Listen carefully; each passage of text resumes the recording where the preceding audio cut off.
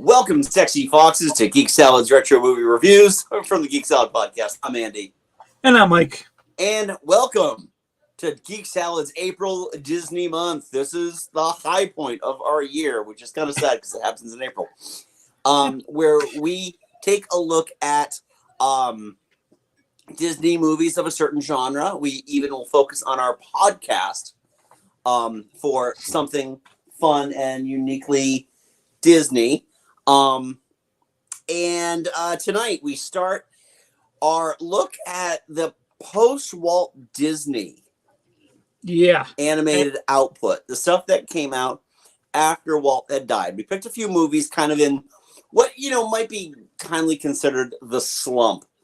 And we're going to start with 1973's Robin Hood. Which was the very first movie to not have any touches of Walt on it. Yes, completely in production after his death.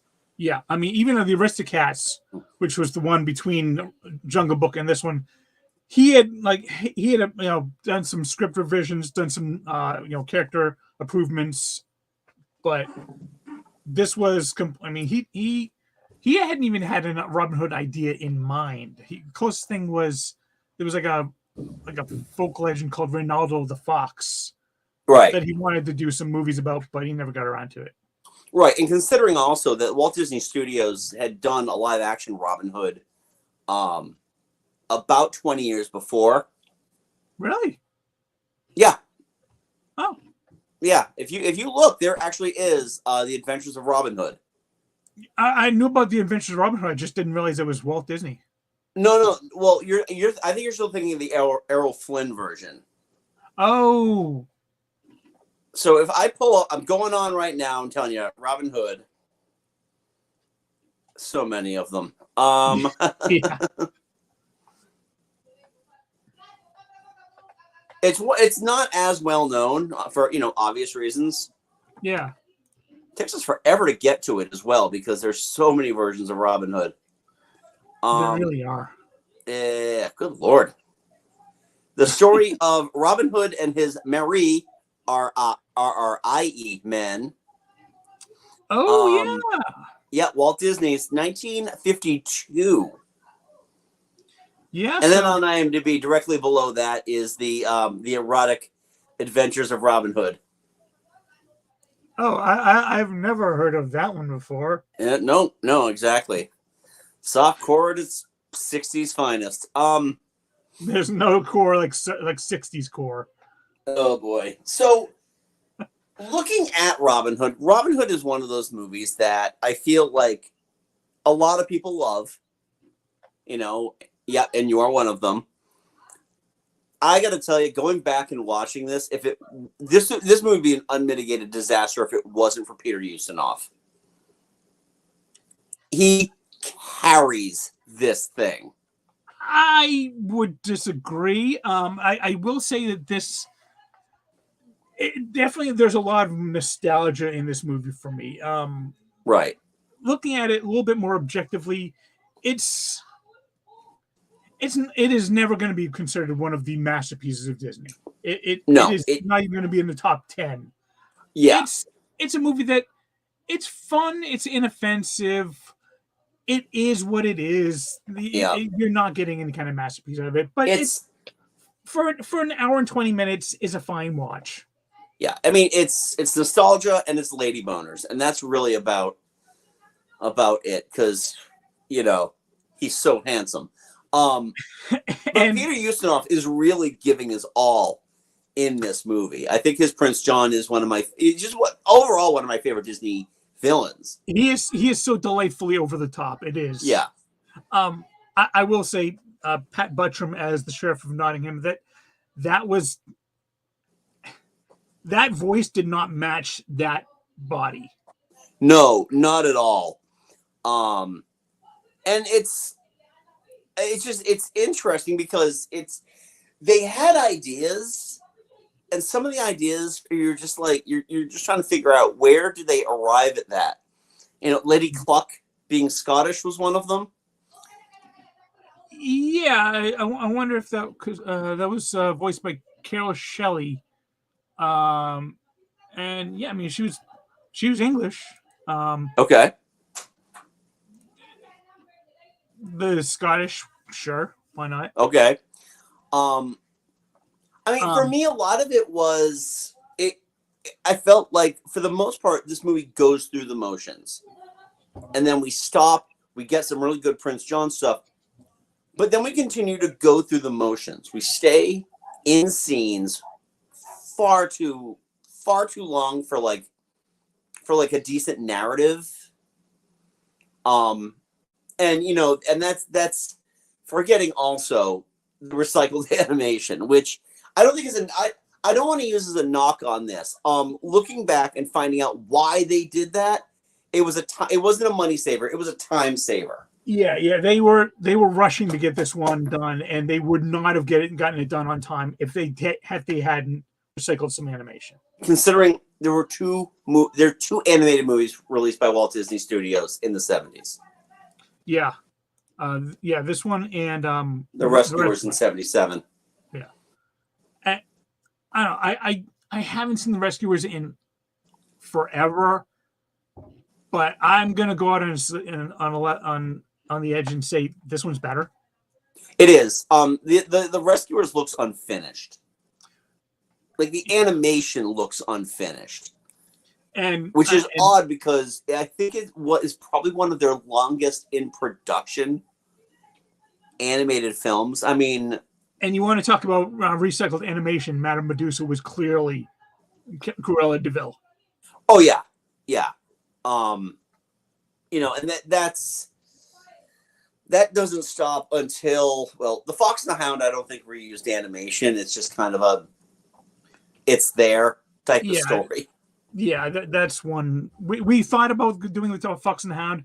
I can't watch the Fox and the Hound. I can't bring myself to watch it anymore. I just can't watch it again. Yeah. Not because it's bad. This movie. I'm sorry, go ahead. Not because it's bad, because it's just such a heartbreaker. Yeah. It is. It's one. I think I've seen it since I was a kid. I don't think I can go ahead and watch it again. But with Robin Hood, it's an odd Team Lady Cluck. Dude, when she's just like mowing down all the rhinos. Yeah. That's a fun scene. That whole escape scene is just fun from beginning to end. Come on. What's funny too is, you mentioned Pat Buttram earlier doing the Sheriff of Nottingham. Having a character named Nutsy and then having that Southern accent try to say Nutsy and it coming out not Nutsy. That Nutsy was where is it? Ken Curtis. Okay. And Trigger was George Goober Lindsay. This one used a lot of 70s actors, TV actors. Yeah, it either used 70s actors for some of the younger people, and voiced stalwarts. Yeah. For the rest. Yeah, this was the third Disney movie in a row heavily featuring Phil Harris. Yeah, and I think that's when the train needed to come to the station for Phil. And you know me, I love The Jungle Book. I will fully admit that The Jungle Book is nothing more than a series of scenes stitched together. But I love it. This one is very much so. I feel like, but in terms of The Jungle Book doesn't, certain scenes don't overstay their welcome. The songs are a lot better. Oh my God, is the music better in that? Well, I even feel like in this movie, the George Bruns score is like whatever got swept off the floor during the recording sessions for Jungle Book. There's a lot of that. But I mean, at least the Jungle Book had the Sherman Brothers. This one, they had jumped ship shortly before this one, I think. Yeah. Yeah, I'm just pulling up all the fun stuff here. Yeah, it's Carol Shelley. Okay, I'm just taking a look. See, Carol Shelley played Oh, okay. So if you really want to hear something funny, so Monica Evans, who voiced Maid Marian, and Carol Shelley, who voiced Lady Cluck. They both did the geese in Aristocats. Not only that, they also played the sisters in The Odd Couple. Oh, the movie. And actually, this was Monica Evans' last film. She's actually still alive. She's still alive. She just stopped working. Yeah. And Carol Shelley died in 2018. Yeah. But they actually reunited in 2018 at some kind of an event thing. So they remain friends, and yeah, I will say who played Robin? Brian Bedford and Monica Evans. Brian Bedford, yeah. They did a really good job. I mean, their voices were fantastic. I thought their voices were fine, and it didn't like. It's one of those things I always have to remind myself while I'm watching it that they actually went with British accents. Yeah, they went with their own British accents. Marion and Robin did. Yeah. Meanwhile, Phil Harris is just boozy Phil Harris. You know what? Little John and Robin Hood's their friendship, I loved it. They had such great back and forth. Yeah, I think to a point, I love it.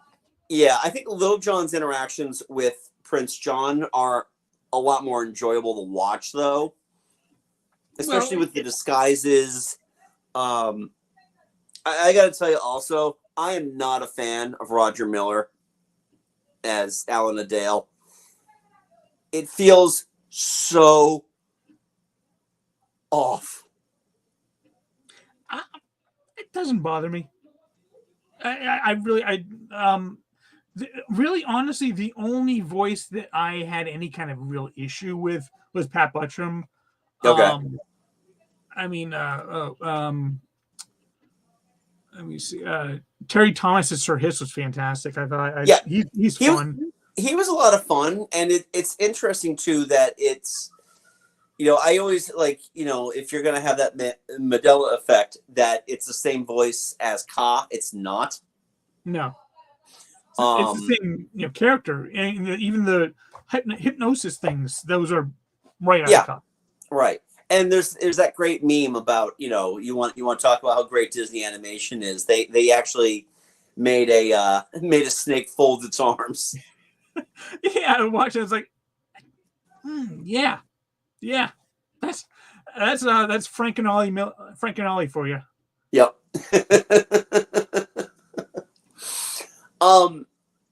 And yeah, it's.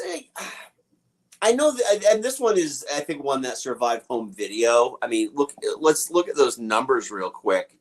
Budget of $5 million, box office 33.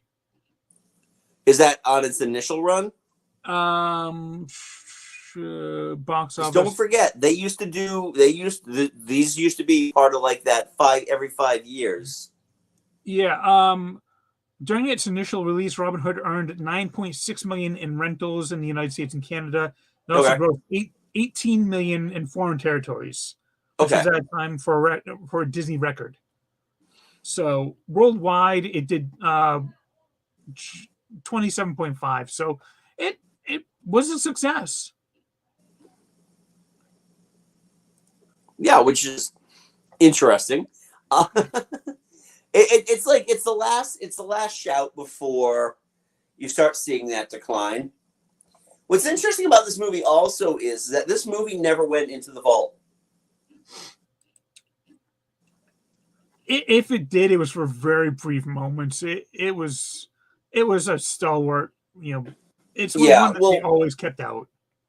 Exactly. So back in the old white clamshell days, you could readily always get Dumbo, the Aristocats, and this one.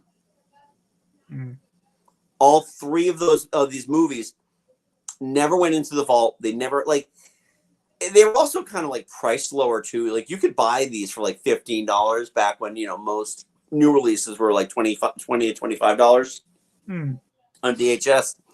With that said, they didn't get the same, treatment and remastering. They remastered it fairly recently, actually. Well, yeah, I would assume that they would. I mean, In between fact, DVD release, between Blu-ray release, and then coming out for 4K streaming services. yeah. In fact, on Disney Plus, I did actually watch. They had a slightly, they had an alternate ending that you can watch on Disney Plus. Okay. And they didn't have the voices, so they have like voice stand-ins for it, but they have like the storyboards for it. And basically, Robin, when he dives into the water and they shoot the arrows after him, Robin actually gets wounded in that. Oh, okay. And Little John kind of carries him into this chapel to rest and recover. And Maid Marian meets him in there and is trying to. Then Little John goes out to try and get some healing supplies, and Prince John and Sir Hiss actually track him down. And Prince John's about to kill Robin outright with a dagger when King Richard just shows up out of nowhere and just, takes his crown back and throws Prince John and Sir Hiss into prison. He just shows up out of nowhere. Yeah. Hi, I'm back. Stop it. Okay. And also, if you actually look the actual history, King Richard was not a good king. Oh no. He abandoned his entire kingdom. Yeah, and in the to go on crusade. Taxation of all the people, that was not Prince John's fault. That was Mummy's fault. She was basically draining all the money out of England to pay for the bail for her imprisoned, more loved son. Right. Exactly. I mean, but that's the thing, is that the story of Prince John being the false king is, that's just part of the legend. Yeah. Unless you're going to be super edgy and just make the villain the Sheriff of Nottingham. Which, if you look at most Robin Hood movies, that is the truth. It's the Sheriff of Nottingham and Guy of Gisborne. Yeah. Why not a spoon? Why not a knife? Spoon will hurt more. You twit. Yeah, this movie definitely has its place. It's not. I wouldn't rank this. Even though I'm not the biggest fan of this movie, I wouldn't rank this as kind of like one of their. Oh God, I can't. I've watched it once and never again. It's not like. And it's certainly not like a Home on the Range or something like that. I wouldn't even keep those in the same conversation. But in terms, I'm surprised that it did so well, considering that the air had kind of been let out of the tires at this point. And yeah, I think it's because after the Jungle Book came the Aristocats, and the Aristocats. Let me just checking the numbers on the Aristocats. Oh, the Aristocats did fine. Did it? Oh, big time. I'm not sure. Let me see if I have a initial release here. Aristocats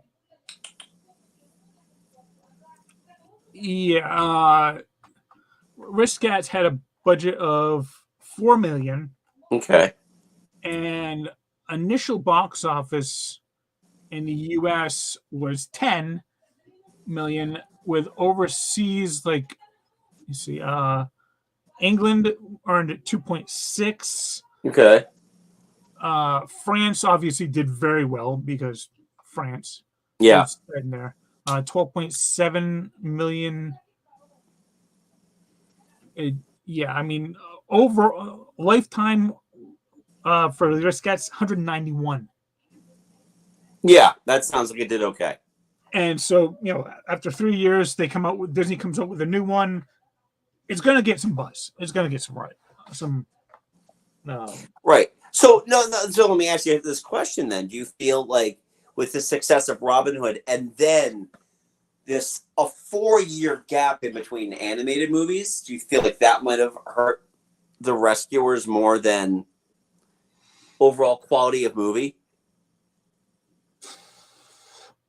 I don't think so. Because you think 4 years, even for Disney, that should be enough for them to do a better job. Yeah. I'm pulling up Rescuers numbers right now while we're on the conversation. We're on the conversation. And since we're not touching we're not touching the 1977 Rescuers. That's what we're looking at. Yeah, we're not going to review it, but it also had 3 different directors over the course of its production run. Oh, including Wolfgang Reitherman, who directed this one. Yeah, true. I'm pulling it up. Yeah. Although I will say the next movie we review for next week had 4 different directors. Oh, you're right. Dang. Yeah. All right. So the budget was $75 million for The Rescuers. Total worldwide gross, which appears to be just the U.S. and Canada, was actually $71.2 million. Which is interesting.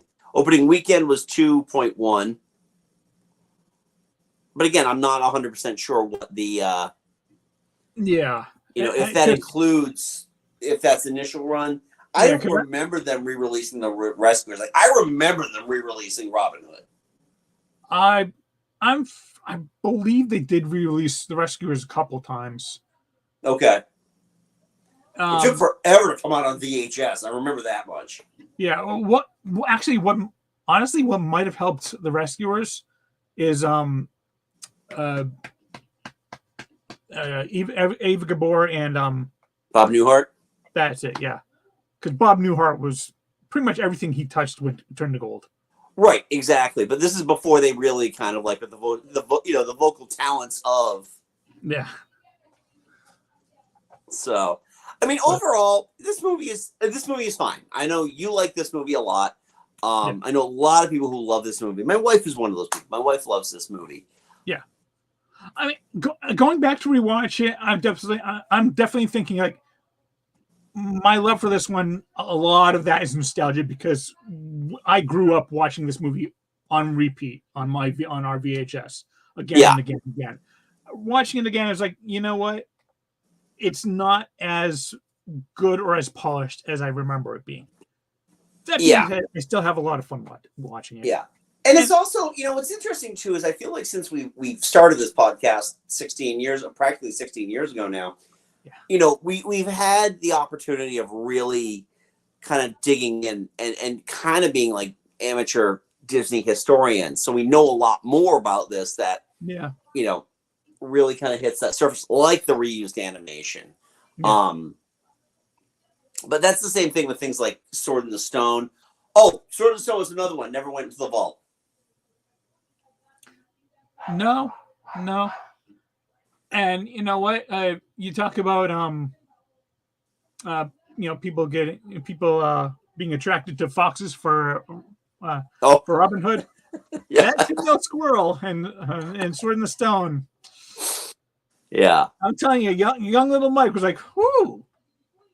Well then, Chitara can wait. So, I mean, that's, I don't know how much more I can say about this. I mean, that's pretty much my 2 cents on Robin Hood. What about the actual music, like Oodalali, Love, Phony Prince of England? I didn't care for any of it. If I'm being 100% honest, I didn't like any of the songs in this. I now equate the Oodalali song with the hamster dance. It's the same music. It is. I can't blame it for that though. That one is fine. The Phony Prince of England, I was like, whatever. It's more of a. It's like we got to jam a song in here. It's that one's more of a plot device than anything else. And you can't tell me that they weren't like, well, if love doesn't work for Robin Hood, we'll just jam it into Pete's Dragon. I do like love. If we're going Pete's Dragon, then nothing touches Candle in the Water. Yeah, Candle in the Water is a good song, even though I can't stand that movie either. The movie, I honestly, even when I was growing up, I was like, I don't like most of the people in this movie. Pete, it's 8 a.m. and I'm not sober. Yeah, those redneck family, they should not be in this movie. But actually, the best thing, and I know this is we're discussing Robin Hood, but we are talking about the Slump after all, and I'm not reviewing Pete's Dragon.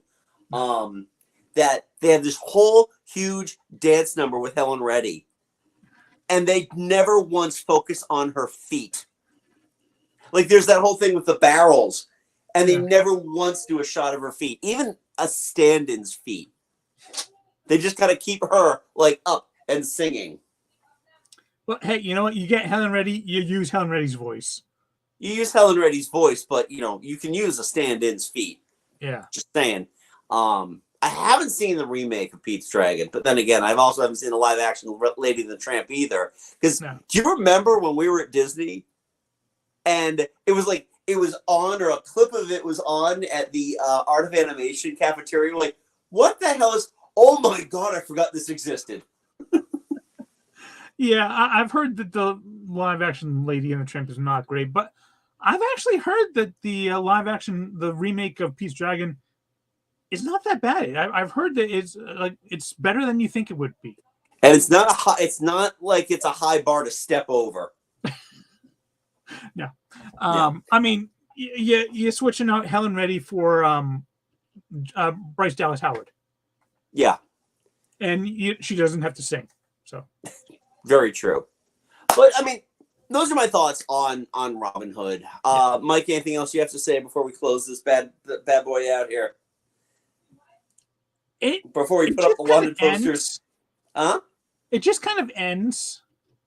It does. So they get away from the castle, and then fades to black, rise up. King Richard's back. He's already fixed everything, and it is literally a Deus Ex Machina.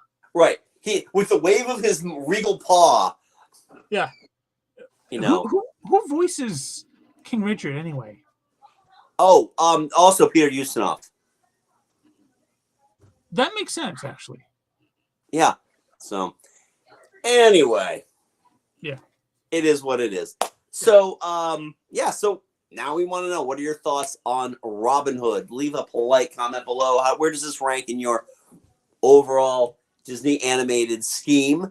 It was going to have an outlaw for an in-law. Yeah. Said that at the beginning, and then they called it back. You didn't think they would, but they did. And they're going to have 12 kids. And one was going to be a cop in Zootopia. So anyway, we want to know your thoughts on this. Also, subscribe, like, I don't need to give you the business. You know what to do. Also, Mike and I host a little podcast called Geek Salad. Get that wherever you get your podcasts. Also, follow us on Facebook at Geek Salad Podcast, and on Twitter at Blue Sky, and Threads at Geek Salad Radio. And I think that's it. Thank you, John. I'm getting tired. So, hey, John, thank you for watching. And until next time, I'm Andy. I'm Mike. Go forth and be nerdful. Talk to you later, Oodle Lolly.